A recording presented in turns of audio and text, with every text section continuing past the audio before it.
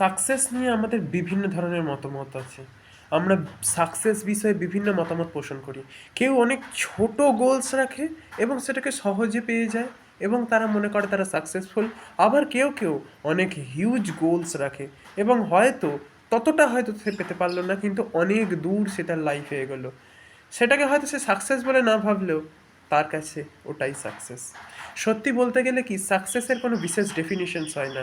সাকসেসকে এইটুকুনি বলা যায় যে সাকসেস একটা টাইম এবং একটা পারসেপশনস। সফলতা একটা সময়ের উপর নির্ভর করে। সঠিক সময় না আসলে তুমি সফল সময় হতে পারবে না। আর দ্বিতীয় বিষয় হচ্ছে তোমার পারসেপশনস, যে তুমি কোনটাকে সফলতা হিসাবে দেখছো তার ওপর সেই সফলতা নির্ভর করে।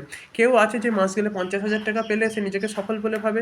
কেউ আছে যে 50,000 নয়, সে হয়তো 2 লাখ টাকা পেলে নিজেকে সফল বলে ভাবে। সফলতা সবই কিন্তু সময় এবং পারসেপশনসের বিষয়। সেই জন্য এই সফলতার পেছনে ছোটবার কোনো প্রয়োজনীয়তা নেই। সাকসেস নিয়ে এত বেশি ভাববারও কোনো প্রয়োজনীয়তা নেই।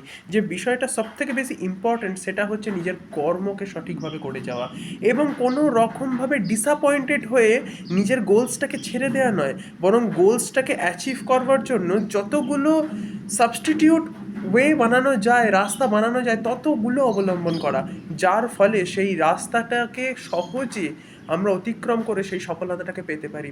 তো সবচেয়ে বড় বিষয় এখান থেকে এই শিক্ষাই পাওয়া গেল যে সফল হওয়ার জন্য গোলসকে চেঞ্জ করবার দরকার নেই। গোলসের জায়গায় থাক, তোমাকে শুধু রাস্তা চেঞ্জ করতে হবে আর পারসেপশনস ঠিক রাখতে হবে।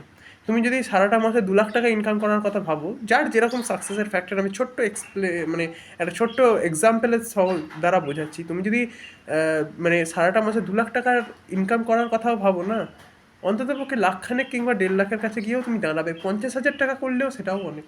তো বড় গোলস রাখো, লাইফে বড় গোলস রাখো, আর গোলসের পেছনে একটা কারণ রাখো যে ওই গোলসটা কেন দরকার আমার।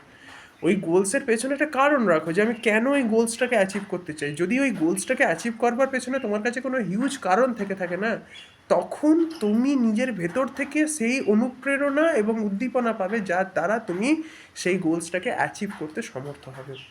তো আগে হোয়াই ক্লিয়ার করো, কিসের জন্য তুমি কাজটা করতে চাও, কেন ওই গোলসটা অ্যাচিভ করতে চাও, করে তোমার কী লাভ হবে।